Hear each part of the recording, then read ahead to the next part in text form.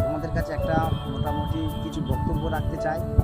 এবং বিয়ের আগে বা বিয়ের পরে যেরকম ধরো ছিলাম, বিয়ের আগে যেরকম ছিলাম, যে বাবা মা কিছু বলতো, আমরা তখন যে আমাদের লাইফে যে ঘটনাগুলো কম বেশি হয়েছে, কিন্তু বাবা মা বলতো যেটা ভুল সেটা ভুল, এটা করো না, বা এটাই চলো এই করো, কিন্তু আমরা শুনতাম না।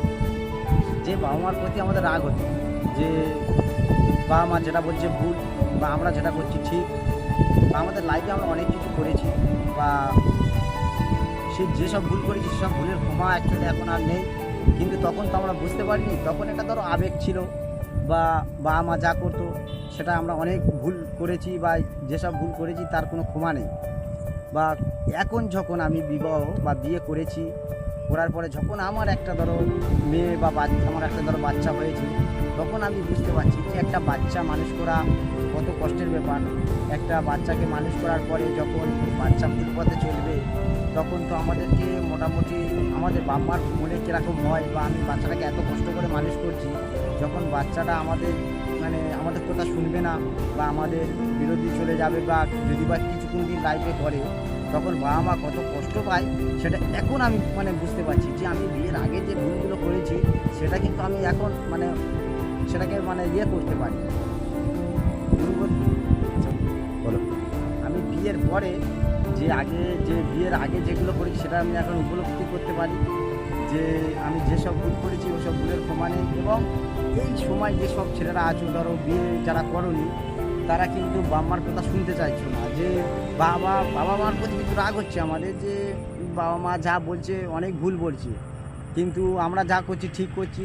কিন্তু যখন তোমরা বিয়ে নিজেরা করবে, বিয়ের পরে তোমাদের বাচ্চা হবে, তখন তোমরা কিন্তু একটা বাচ্চাকে মানুষ করতে বাবা মা কত কষ্ট করে, এবং যে কত টান বা থাকে, বাচ্চাটা যখন শুনবে না, বা কিছু যখন বাচ্চা বড় হবে, হওয়ার পরে কিছু করবে, তখন বাবা মার যে কত কষ্ট হয়, কিন্তু তখন সে বুঝতে পারবে না। কিন্তু সেই বাচ্চাটা যখন বড় হয়ে বিয়ে হবে, বিয়ে হওয়ার পরে যখন সে নিজে বাচ্চা সংসার হবে, ফের যখন তখন সে ভুলটা বুঝতে পারবে।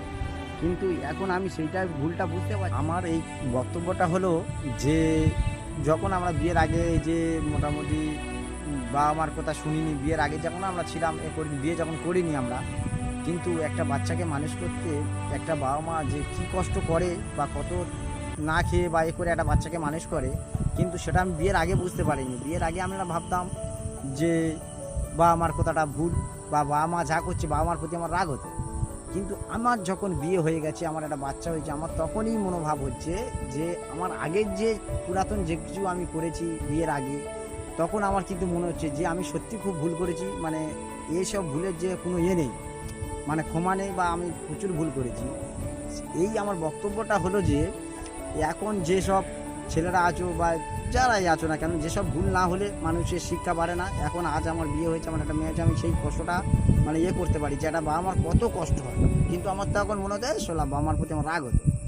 কিন্তু এখন মোটামুটি যেসব এরা আছো, বাবা মার মোটামুটি যে বলবে সেটা শোনা উচিত অ্যাকচুয়ালি, বা করা উচিত। কেন একটা বাচ্চা বাবা মা প্রচুর কষ্ট করে মানুষ করে, প্রচুর করে মানুষ করে, কিন্তু সেটা তোমাদেরকে একটু ঠিক করে নিয়ে চলা দরকার, বা করা এই কথাটা বলার জন্য।